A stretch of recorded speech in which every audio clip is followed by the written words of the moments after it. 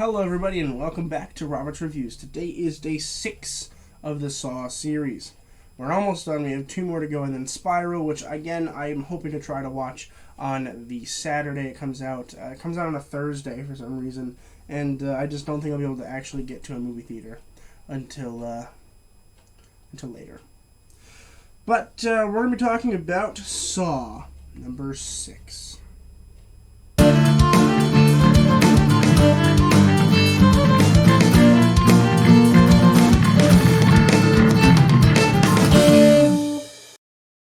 Saw 6 was released in 2009. It was written by Patrick Melton and Marcus Dunstan and directed by Kevin Greutert.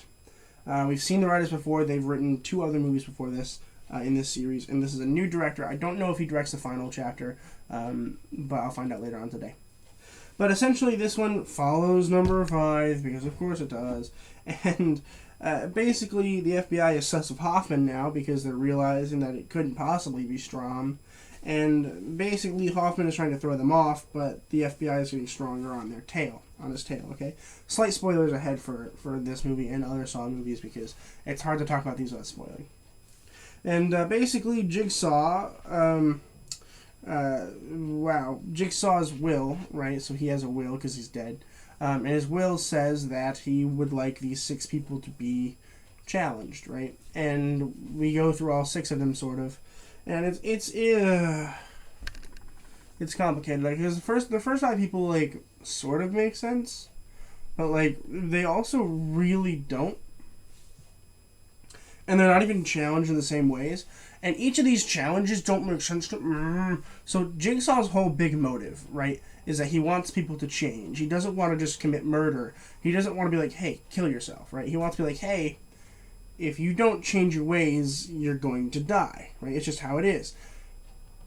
But this new Jigsaw is like, ooh, I'm going to kill you. And it's like, give him a chance to live, right? I'm going to talk about one trap in particular that pissed me off, okay? And that is the carousel one. First of all, I want to say I love it. I thought it was a cool idea. I liked visually, I was attracted to the carousel, okay? But conceptually, in terms of the story, I hated it, right? Because Jigsaw was like, all right, these 5 or 6, it's 6 people. These 6 people are going to sit on this carousel, and it is up to William to say, all right, I want these 2 to live. And it's like, you don't get to say who lives or dies. That's not fair, right? Because Jigsaw's whole big thing was, I want everyone to have a chance to live. And these people didn't get a chance to even try to live because they're strapped to a carousel. And they don't have choice over whether they live or die. They don't have choice over whether or not they can actually change, which is Jigsaw's big motive in every other movie so far. So I do want to point that out, that I am extremely mad that they decided to go this route, because it shows that Jigsaw doesn't really care anymore, because he did plan these traps, right? It's in his will. And Hoffman and his wife helped set them up, I guess. And I can't believe they actually allowed this to go through. I really can't. Because in every movie so far, it's been really exciting to learn about every time that, the Jigsaw killer kills someone, he's not actually killing them because he's giving them a chance to live. They're like, all right, cut your arm off and you need to live. Which is, it's not moral by any stretch of the imagination, but it's still cool, right? It's interesting, and it's not just blatant murder like most murder movies. And this one was just straight murder for most of the killings. They're like, all right, well, you don't have a choice if you live or die. Sorry, 4 of you are going to die. And it's like, they didn't even get a chance to try to, like, redeem themselves, which is, again, the entire Jigsaw thing, which is why I'm really upset with this movie. And like, the whole Hoffman thing was fine. I actually kind of liked that. And I liked the whole insurance thing. There's this whole insurance scandal where he's saying, all right, well, we can't cover you because you lied under contract, even though he technically didn't. And it's like, I actually really liked that idea. And I think it was done pretty well. If it wasn't flanked by all this other random garbage, like with Hoffman and stuff, because they needed it to be there, I think it would have been better, which is why, I think these movies should be strung and individualized and not necessarily connected in that overarching way that it is, right? I do like that Jigsaw's part of all of them. I do like that we have these characters that come back all the time. The issue that I'm having is they focus on them and they focus on the other thing, and they're never, ever connected for any reason ever, right? So, like, we have the Hoffman side of this movie, and we have the carousel dude, insurance policy guy, which I was way more interested in the insurance policy guy. And it just honestly, it's really annoying because I like Jigsaw. I think he's cool. I think he's a really cool villain. And here we're like, oh well, now he can just kill people. And it's like, no, that's unacceptable to me. I really didn't like it at all. Tops from the acting here with Costas Mandylor again as Hoffman. Oh my goodness, I'm tired of seeing this dude. I really am. And like, he's just an awful Jigsaw. He is. He's not the same as the original Jigsaw. He literally just can like kill people and like no one cares. And it's like, that's not how Jigsaw works ever at all. And it's like, ugh, I wish that the writers had planned this out better. I don't know why they're doing this. I don't know why people are okay with it. Like, I don't like.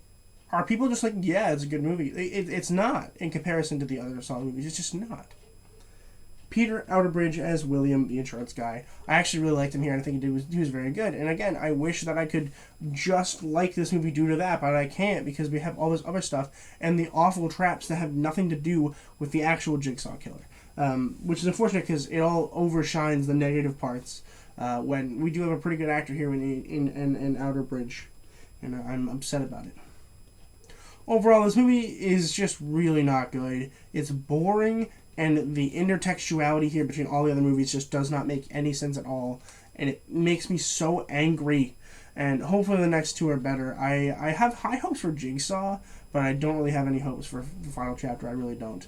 I'm assuming Jigsaw will finally not see Hoffman anymore, and maybe it'll be a more original story, but I guess we'll find out. I'm watching both of them today, and I will review them tomorrow and the day after. So make sure you guys are subscribing, because subscribing is a huge help. But I'm gonna go ahead and give Saw 6 a C. Again, hopefully the next two are better, but you never know. Please consider subscribing to follow along, and I have a movie review coming out every single day and every single month, so make sure you guys follow for that, because I put a lot of work into it, and I like talking to people about movies. So let me know what you guys thought about Saw 6 in the comments below. You're more than welcome to love the movie and tell me that it's good, and let me know why in the comments below. I do like talking about it. I won't argue with you, obviously, but I do like a good debate about whether a movie is good.